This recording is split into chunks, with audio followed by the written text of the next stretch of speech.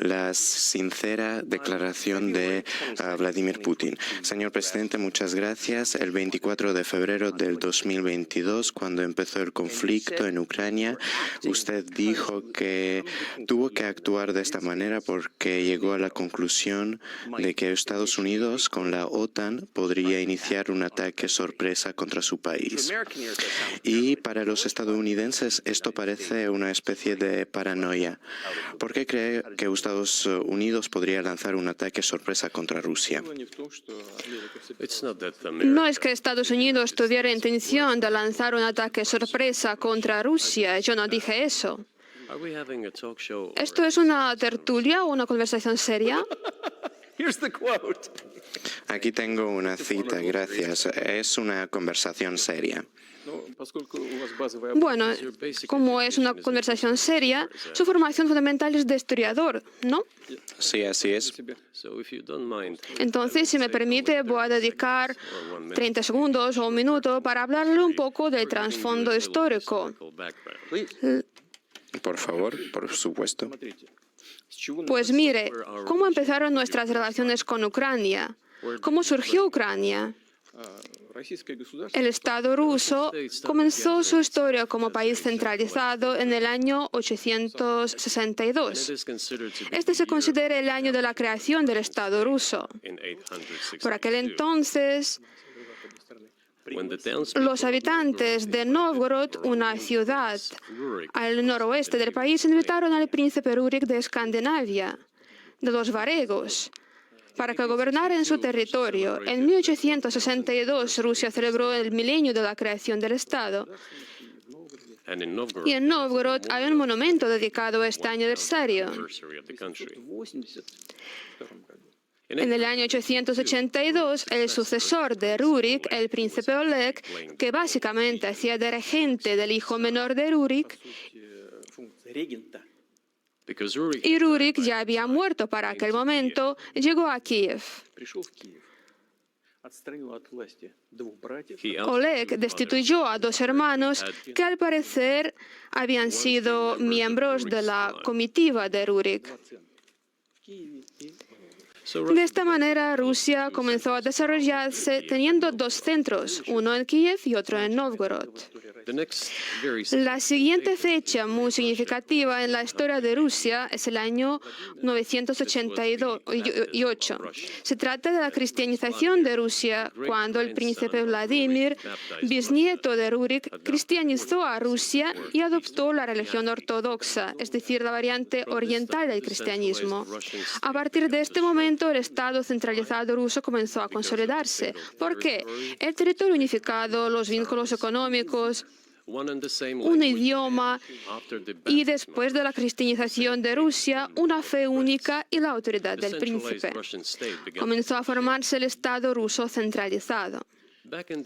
Pero por diversas razones, después de la introducción de la sucesión al trono, un poco más tarde, en tiempos de Yaroslav el Sabio, tras su fallecimiento, el sistema de sucesión al trono se complicó. No se transfería directamente del padre al hijo mayor, sino del príncipe difunto a su hermano y luego a sus hijos por diferentes líneas. Todo esto llevó a la fragmentación de Rusia y a otros pueblos que profesaban el Islam, el budismo, el judaísmo. Rusia siempre había sido muy tolerante con estos pueblos que profesaban otras religiones. Esta es la fuerza de Rusia. Esto es absolutamente evidente. Y es que en todas las religiones del mundo que acabo de mencionar y que son religiones tradicionales de la Federación de Rusia, de hecho, las ideas básicas, los valores básicos son muy similares y las autoridades rusas siempre han tratado con mucho respeto la cultura y la religión de los pueblos que formaban parte del Imperio ruso. En mi opinión, esta es la base base de la seguridad y la estabilidad del Estado ruso es que todos los pueblos que habitan Rusia la consideran básicamente su patria. La gente que se va a vivir a su país, por ejemplo, desde América Latina o a Europa, un ejemplo aún más claro y comprensible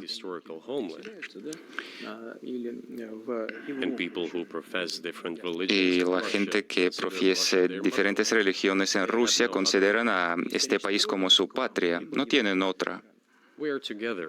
Estamos juntos, somos una gran familia y nuestros valores tradicionales son muy similares.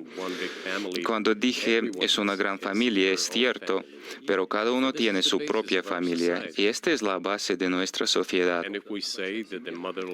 Cuando decimos que la patria y la familia están muy unidas, es que es así, esto es cierto, es que no podemos asegurar un futuro decente para nuestros hijos y para nuestra familia si no aseguramos un futuro decente para todo el país, para la patria. Por eso el patriotismo está tan extendido, es tan fuerte en Rusia. Pero puedo preguntarle, seguramente las religiones son diferentes. El hecho es que el cristianismo es una religión no violenta y Cristo dice no mates y cosas así. Pero ¿cómo puede que un líder cristiano tiene que matar a otros? ¿Cómo se puede reconciliar esto en sí mismo? Es muy fácil cuando se trata de defenderte a ti y a tu familia, a tu patria. No estamos atacando a nadie. ¿Cómo comenzaron los acontecimientos en Ucrania? Desde el golpe de Estado y el estallido de las hostilidades en el Donbass. Fue entonces. Estamos defendiendo a nuestro pueblo, a nosotros mismos, y también estamos defendiendo a nuestra patria, a nuestro futuro. En cuanto a la religión, sabe usted, no radica en las manifestaciones externas, no consiste en ir a la iglesia, asistir a misas. Está en el corazón. Y tenemos una cultura centrada en el ser humano. Dostoyevsky, que es muy famoso en Occidente como genio de la cultura rusa, de la literatura rusa, habló mucho sobre esto. Habló mucho sobre el alma rusa. A fin de cuentas, la sociedad occidental es más pragmática. Una persona rusa piensa más en lo eterno, piensa más en los valores morales, éticos. No sé, quizá no esté de acuerdo conmigo, pero la cultura occidental es más pragmática. No digo que sea algo malo, esto les permite a los 1.000 millones de oro avanzar en la industria, en la ciencia y en otros ámbitos. Así que no hay nada malo en ello. Simplemente digo que parecemos iguales, pero nuestra mentalidad es diferente. O sea, ¿cree que existen fuerzas sobrenaturales? Cuando algo ocurre en el mundo, ve las obras de Dios, se dice a sí mismo, aquí se manifiestan fuerzas sobrenaturales. No, sinceramente no lo creo. Creo que la comunidad mundial se desarrolla según sus propias leyes internas y son las que son. Siempre ha sido así en la historia de la humanidad. Algunas naciones empezaron a hacerse más fuertes y luego abandonaron la arena internacional perdiendo su estatus. Probablemente no haga falta que ponga estos ejemplos, empezando por los mismos conquistadores del Imperio Mongol, con Gengis Khan, terminando con el Gran Imperio Romano. En la historia de la humanidad parece que no hubo nada como el Gran Imperio Romano. Sin embargo, el potencial de los bárbaros poco a poco fue creciendo y creciendo, hasta el punto de que empezaron a desarrollarse económicamente, así lo diríamos hoy en día.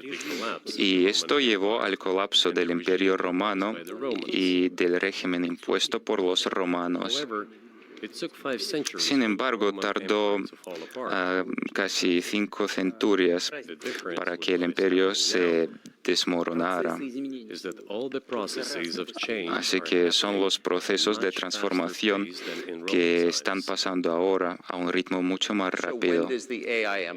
¿Y cuándo empezará el imperio de la inteligencia artificial?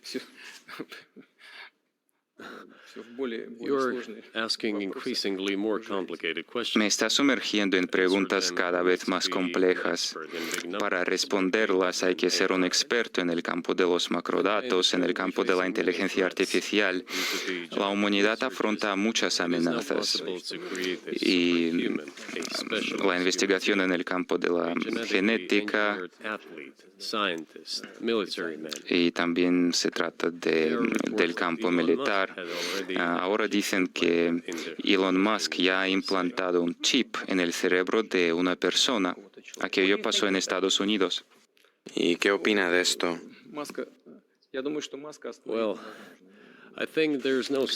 Creo que a Elon Musk no se le puede detener, seguirá haciendo lo que crea que tiene que hacer. Pero tenemos que negociar con él de alguna manera, tenemos que encontrar algunas maneras de convencerlo. Creo que es un hombre inteligente y necesitamos alcanzar un acuerdo con él. Y este proceso debería ser sometido a ciertas reglas.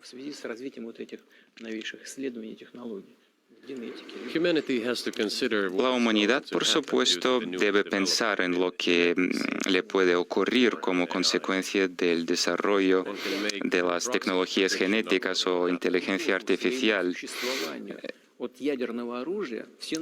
Es posible predecir aproximadamente lo que ocurrirá cuando la humanidad se sintió amenazada por las armas nucleares. Todos los poseedores de armas nucleares empezaron a ponerse de acuerdo entre ellos porque se dieron cuenta de que su uso descuidado podría conducir a una aniquilación completa. Así que es imposible frenar el progreso tecnológico y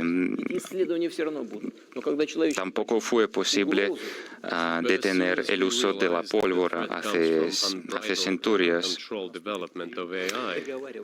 Pero necesitamos ponernos de acuerdo en cualquier ámbito y deberíamos regular estas tecnologías.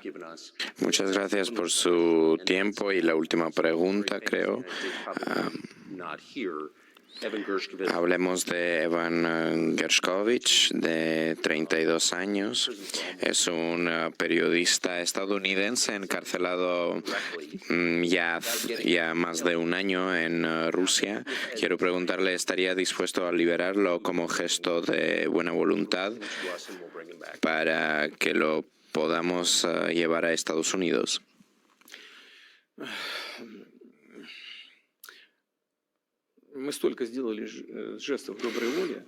Hemos realizado tantos actos de buena voluntad y creo que hemos agotado todos los límites.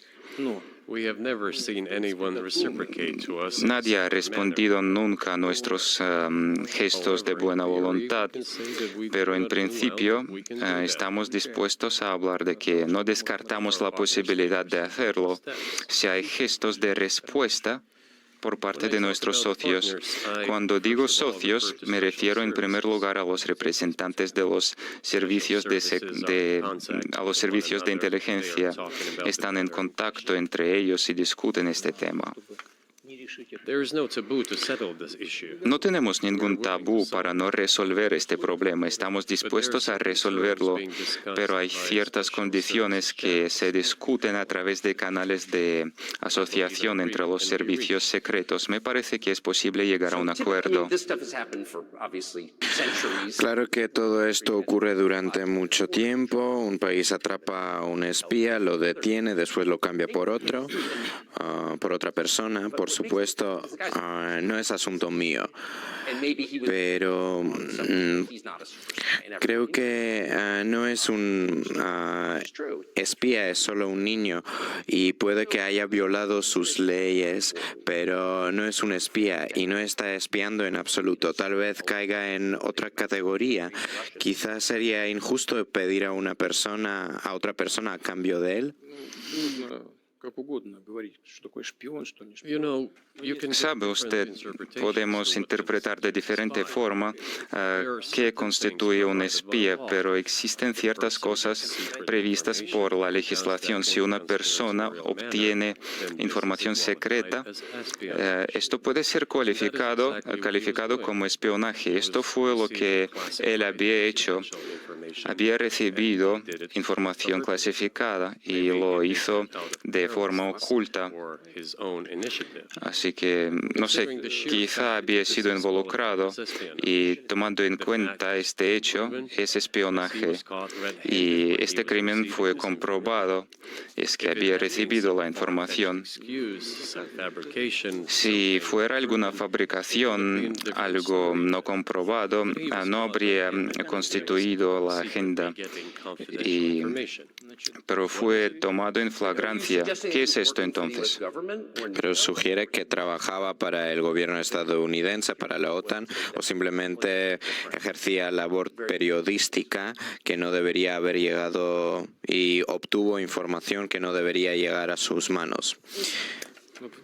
No sé por quién estuvo trabajando, pero quisiera reiterar que recibir información clasificada de forma ocultada, esto es lo que se llama espionaje y trabajó por servicios secretos de Estados Unidos y por otras agencias. No creo que trabajara por Mónaco, porque Mónaco no está interesado en recibir esta información, así que los servicios secretos deberían llegar a un acuerdo al respecto y hay personas que, en nuestra opinión, no están conectadas con Estados Unidos.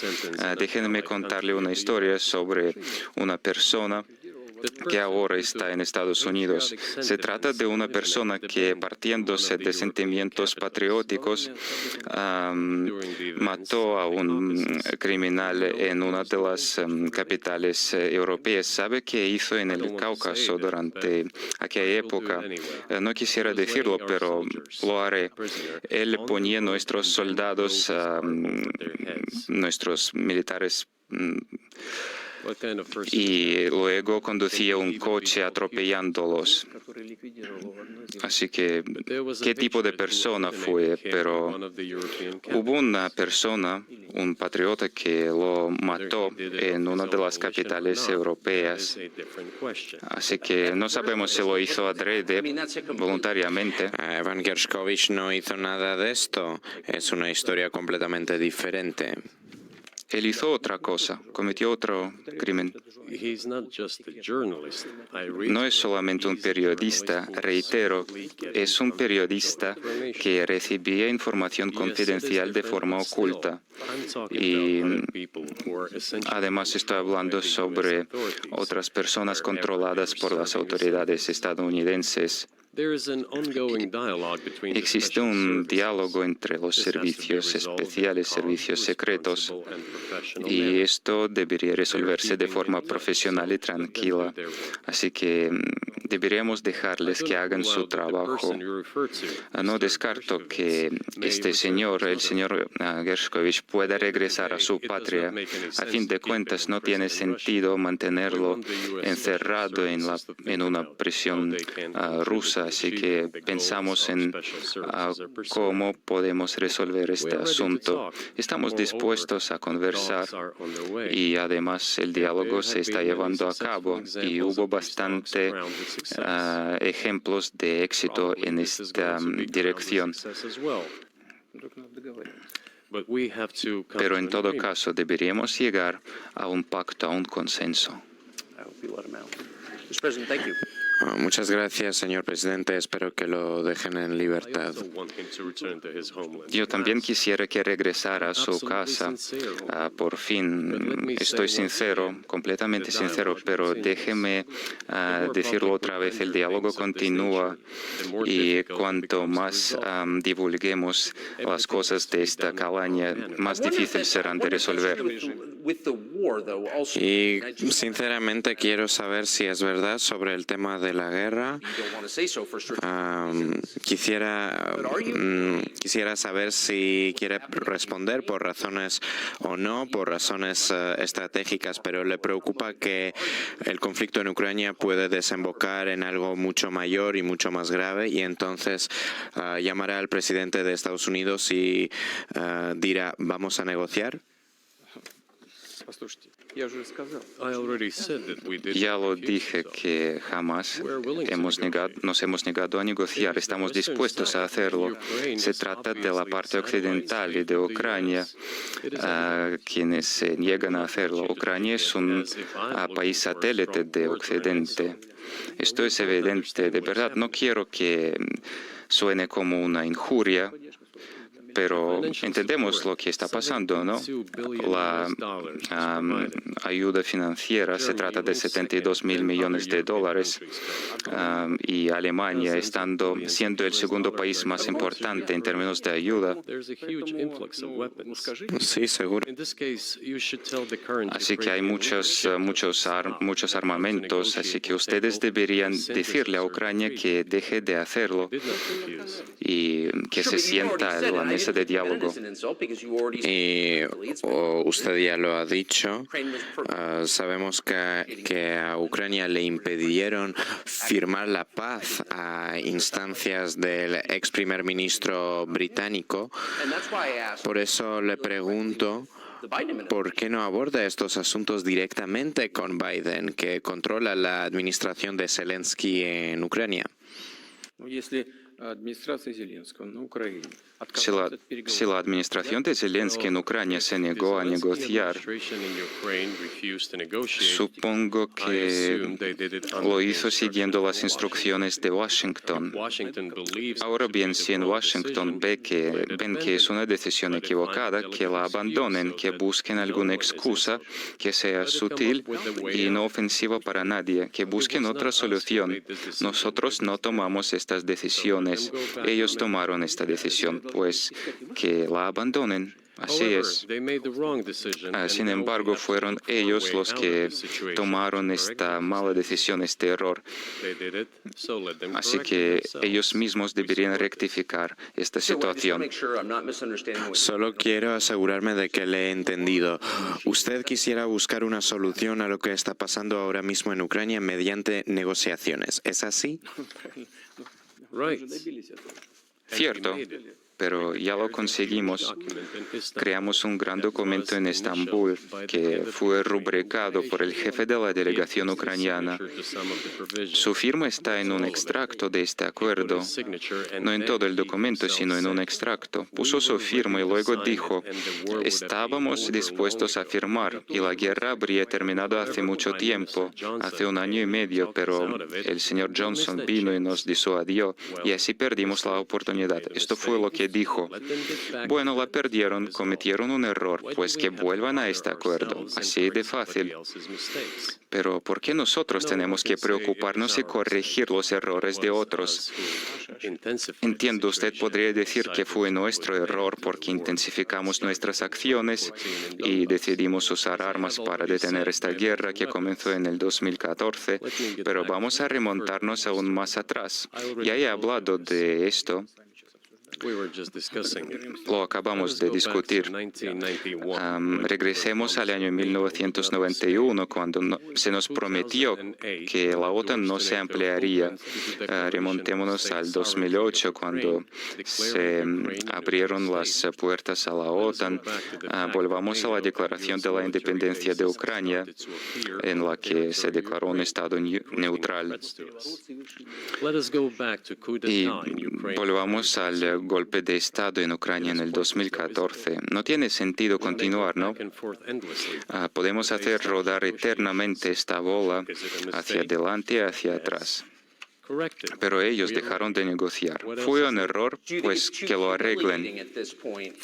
¿Cree que en este momento sería demasiado humillante para la OTAN reconocer un territorio controlado por Rusia que hace 2 años era ucranianos? Ya lo he comentado, que piensen cómo hacerlo de forma más digna. Hay opciones si realmente tienen ganas.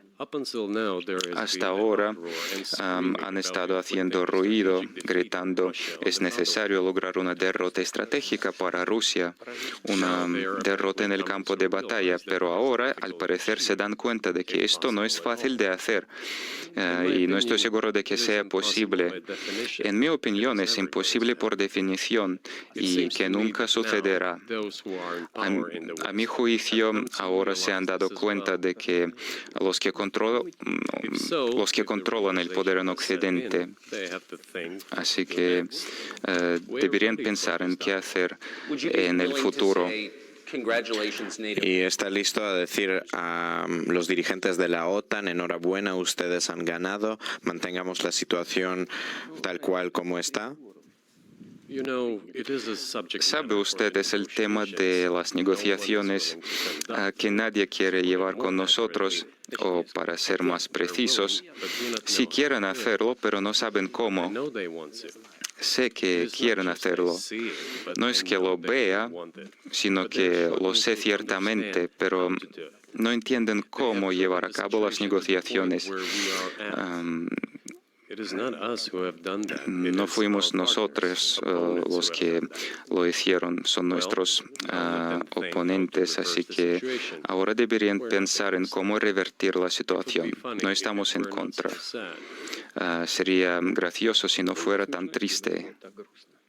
Esta movilización incesante, problemas domésticos, tarde o temprano, todo esto se convertirá en un acuerdo y pueda sonar incluso extraño en la situación actual.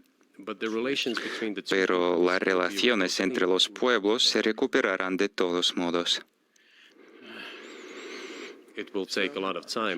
Llevará mucho tiempo, pero se sanearán. Le daré algunos ejemplos un poco insólitos. Un ejemplo concreto. En una batalla, en un enfrentamiento militar, un grupo de soldados ucranianos resulta rodeado. Así que es un ejemplo de la vida real. Nuestros soldados les gritan, no tienen otra opción, ríndase. Y de repente desde ahí se oye una voz que grita en ruso puro. Los rusos nunca se rinden. Al final todos murieron, es decir, ellos aún se sienten rusos. Así que lo que está pasando ahora se parece un poco a una guerra civil.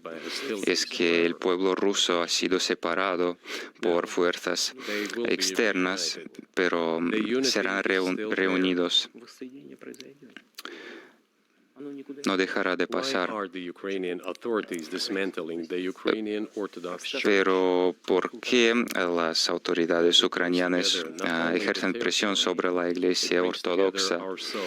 Es que también nuestras almas son unidas, y nadie podrá separar el alma.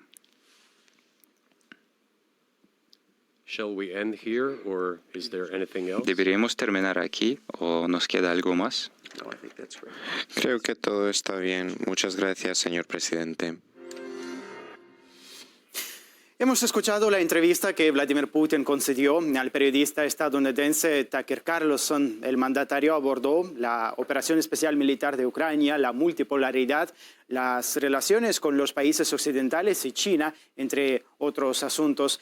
Está con nosotros María Starostina. María, ¿cómo estás? Bueno, seguramente es difícil resumirlo todo en unos 5 minutos, pero vamos a probarlo. ¿Cuál es la declaración más interesante Sí, vamos a verlo por partes. Simeón, hola a todos. Finalmente se publicó la entrevista que se anunciaba tanto durante los últimos días y que ha suscitado muchísimo interés entre los usuarios de las redes sociales. Más de 100 millones de personas vieron el adelanto de esta conversación entre Tucker Carlson y Vladimir Putin. Pasemos directamente a los temas clave de esta entrevista.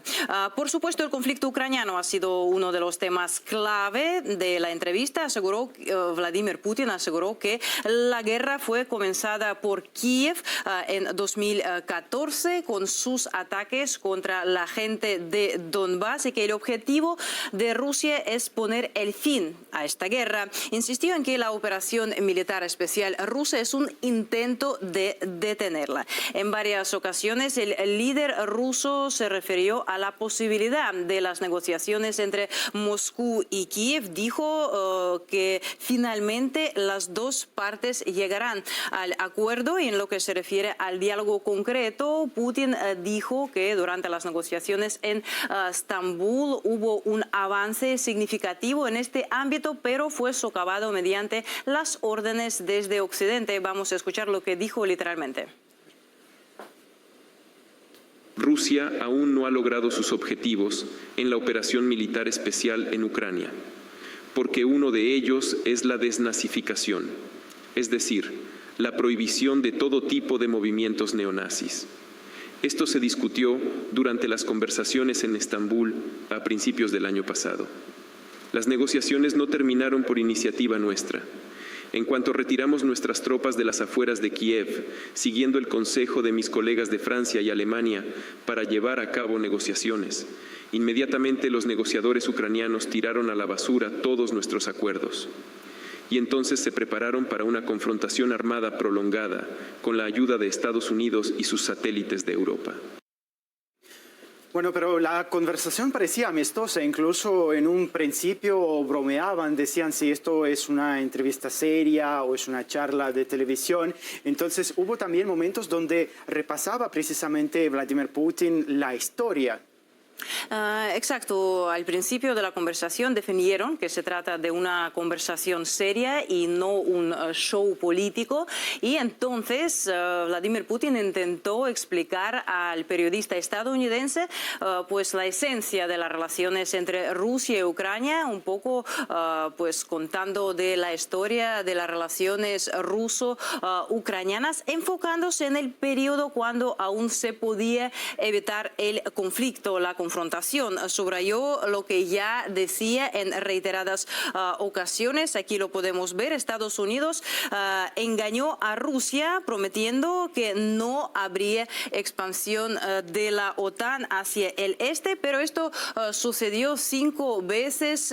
Dijo, hubo 5 oleadas de expansión. Lo toleramos todo, lo conversamos todo, ofrecimos negociar, pero al fin y al cabo pues no era posible continuar negociando y optaron por hacer algunas acciones concretas. Claro, en esta situación incluso habló precisamente de los países de la OTAN, ¿no? Le preguntaron si quisiera invadir o entrar en los territorios de Polonia, por ejemplo, y él dijo precisamente que no le importaban esos países porque la cuestión no era esa. Exacto, sí, aquí podemos ver lo que dijo literalmente al respecto, y es que el periodista le preguntó qué cree sobre estas especulaciones en los medios de que Rusia podría invadir tales naciones como tú decías, Polonia o Letonia. Entonces aquí podemos ver la respuesta.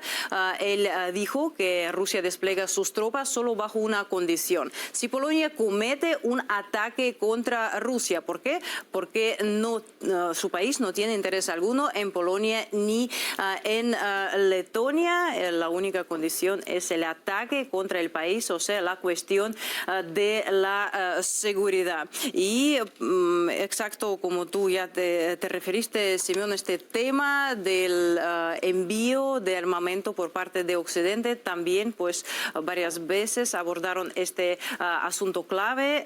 Reiteró lo que ya decía en varias ocasiones, que si Occidente deja de enviar las armas, en un par de semanas prácticamente este conflicto conflicto podría cesar y ya se podría pasar a la etapa de negociación. Y también otro asunto muy importante, me parece que han tocado, es que Tucker Carlson le preguntó qué es lo que significa la denazificación de Ucrania y Vladimir Putin, explicando esta cuestión, se refirió al episodio en el Parlamento de Canadá, cuando pues todos los presentes, incluso el presidente Zelensky, aplaudieron al veterano quien colaboró durante la Segunda Guerra Mundial con Hitler, ¿no? Los que estaban, según Putin, ejerciendo pues las tareas más horrorosas. También vemos aquí declaraciones importantes sobre, por ejemplo, las relaciones entre Occidente, Rusia, China. Bueno, explícanos un poco qué dijo. Pues sí, a este tema se refirieron en el contexto que Tucker Carlson dijo que Estados Unidos preguntó si, según Putin, Estados Unidos teme a Rusia, ¿por qué no teme China entonces? Y Vladimir Putin, respondiendo a esta pues pregunta, dijo que Occidente teme más a una China fuerte que a una Rusia fuerte, y claro, caracterizó el potencial de China como enorme. Destacó que su tasa de crecimiento económico ha superado desde hace mucho a Estados Unidos, y también, claro, en este contexto dijo que a pesar de la polémica en torno al conflicto ucraniano, el mundo está cambiando, lo quieren aceptar y tener en cuenta en Estados Unidos o no. El mundo ya es diferente, surgen diferentes polos que van a cooperar entre sí porque es provechoso para ellos. Vamos a escuchar sus palabras. A ver. La participación de los países del BRICS en la economía mundial en 1992 era solo del 16% y ahora está por encima del G7. Estados Unidos se adapta al mundo multipolar mediante la fuerza, sanciones, presiones, bombardeos, el uso de las fuerzas armadas, y eso se ve con arrogancia. Su élite política no entiende que el mundo está cambiando de acuerdo con las circunstancias objetivas y es necesario tomar decisiones correctas de manera competente. Tales acciones duras, incluso con respecto a Rusia, conducen al resultado contrario. También hubo un tema importante como los atentados contra los gasoductos rusos Nord Stream, porque el periodista directamente le preguntó a Putin quién era el culpable, ¿no? Sí, Vladimir Putin le respondió directamente que Tucker Carlson era el culpable. Ustedes, pues, dijo, ¿no? Bueno, dijo usted, en ruso ustedes es la misma palabra, como claro. tú sabes, pues él llamó a reflexionar y decir, y dijo que es obvio quien más está interesado en hacerlo, pues este es el culpable. Aquí tenemos la cita. En cuanto a las explosiones de los gasoductos Nord Stream, puede haber muchos interesados, pero no todos pueden bajar a fondo del mar Báltico y realizar esta explosión. O sea, este país también tiene que contar con los recursos, con la inteligencia necesaria para realizar este sabotaje en varias ocasiones, desde los cuales han indicado a Washington como responsable de aquel acto de terrorismo, ¿no? Lo calificaron así. Sí, también Vladimir Putin decía que el mundo va cambiando, ¿no? Que en Estados Unidos aparecen nuevos expertos, nuevas opiniones, que todo el mundo va cambiando, ¿no? Pues sí, esta sería una de las razones porque la entrevista de Tucker Carlson a Vladimir Putin ha suscitado tanto interés, porque quieren oír más voces, más opiniones sobre lo que está sucediendo hoy en día en el mundo y entender también las razones de Moscú, el porqué de su actuar en la arena geopolítica. Lo que tú dijiste, sí, Vladimir Putin dijo literalmente que el mundo está cambiando. Los propios expertos estadounidenses escriben que su país está cambiando gradualmente su posición en el mundo. La única pregunta es cómo ocurrirá, de forma dolorosa, rápida, suave o gradual. Esta es la actitud de Vladimir Putin hacia los cambios que están sucediendo hoy en día. Claro, también Tucker Carlson antes de la entrevista decía que quería explicar un poco al mundo de qué es lo que está pasando en Ucrania, precisamente cómo va cambiando el mundo, van cambiando los expertos. Habló de una especie de guerra civil en este contexto, también lo que precisamente pasaba en Ucrania, ¿no? Sí, este comentario surgió en el marco de su discusión porque Tucker Carlson pues se ha referido a las palabras de un experto estadounidense quien pues insinuó, habló de la posibilidad de que los propios soldados estadounidenses pues estarían batallando en el terreno ucraniano. Vladimir Putin dijo que es una provocación y preguntó si pues Estados Unidos que no tiene sus propios problemas para resolver, y dijo también en este sentido lo que está pasando es un elemento de una guerra civil y todos en Occidente piensan que los combates han separado para siempre a una parte del pueblo ruso de la otra. Esto no es así, la reunificación tendrá lugar, lo dijo respecto al posible escenario, el futuro escenario de las relaciones entre Moscú y Kiev. También creo que uno de los temas del que estaban pendientes especialmente desde Estados Unidos fue el arresto de Gershkovich, porque el periodista estadounidense le preguntó a Vladimir Putin que si quería hacer un acto de buena voluntad, ¿no? Y dejar en libertad a ese ciudadano estadounidense. Él de hecho explicó que ya Rusia ha hecho muchos actos de buena voluntad y que precisamente no es el momento para dejarlo en libertad porque él estaba recibiendo información clasificada y esto es directamente espionaje. Pues hemos visto que también hubo crítica, ¿no? Al respecto. Por ejemplo, Hillary Clinton hablaba de Tucker Carlson, decía que se unía a larga lista de periodistas idiotas útiles. Cierto. En este sentido.